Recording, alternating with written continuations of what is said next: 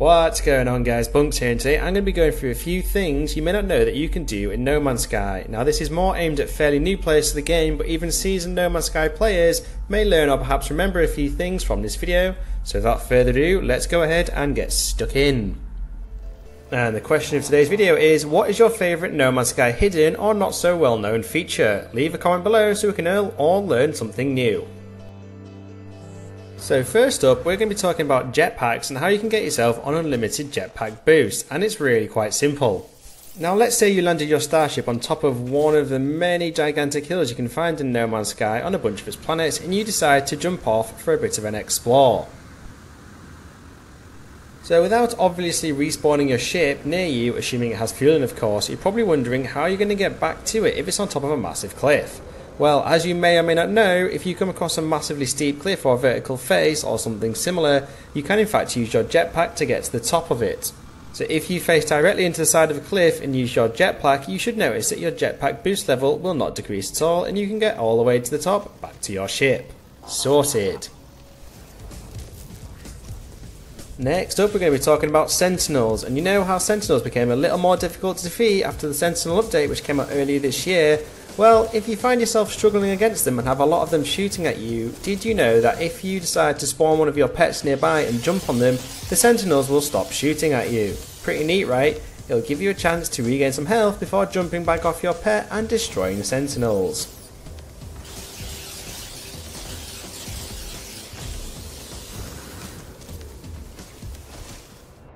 Now moving on to crafting, so you know when you have to craft items for various things, using things such as metal plating or antimatter for your hyperdrive, if you wanted to craft multiple of these, often you just hit the craft button multiple times. But did you know that you can in fact craft multiple of these items in one go, using either the R1 or RB buttons on PlayStation or Xbox respectively?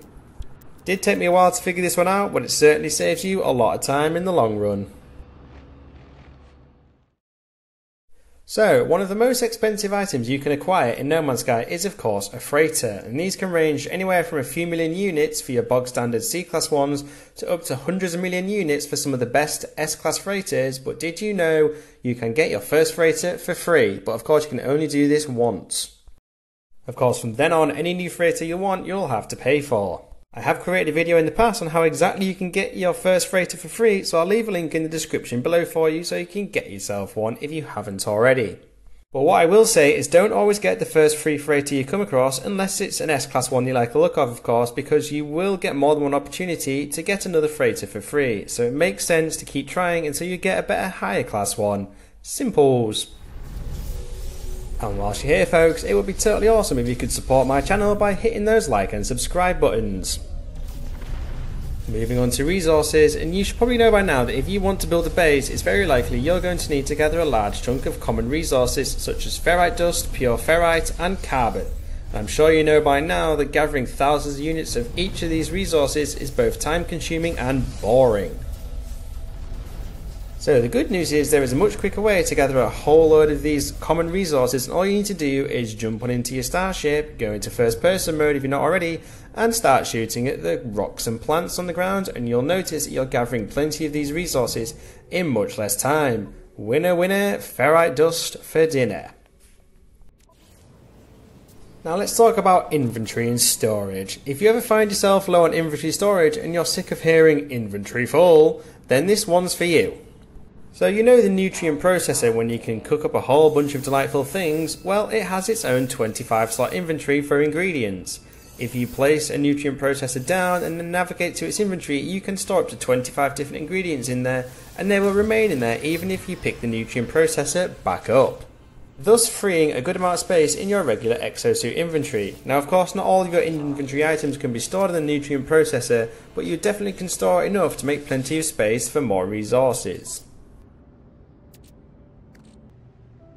So let's talk about some nanites. You know when you're on the planet's surface and you're scanning all of the flora and fauna and making yourself some tasty units? Well, did you know that you can hop on into the Discoveries tab in the main menu and upload all of these discoveries for some nanites? You'll find that you can make hundreds if not thousands of nanites by uploading all of your discoveries in not much time, and as a bonus, if you manage to scan all of the creatures on a single planet, you can get even more nanites, sometimes a bonus of upwards of 2,500 nanites, which is pretty awesome, right? If you find you're missing one or two creatures on a single planet, this discoveries tab is also useful to find out information about the creatures you're missing, such as how common they are, where they're roaming, like underground, on land or in the air, and whether or not they're a daytime or nighttime only creature, so it's easy to find them and get that nanite bonus. A quick one up next: if you land on launch pads, say at trading outposts or some smaller buildings located around the planet, it doesn't actually use any of your starship fuel to take back off again. This is particularly useful for if you haven't got the starship launch fuel recharger installed in your ship at the moment. So, do you want to make yourself millions of units? Well, did you know you can crash the market for a certain resource in any system by selling stacks and stacks of the resource at a high price, and then buying back that same stack and some more for much less?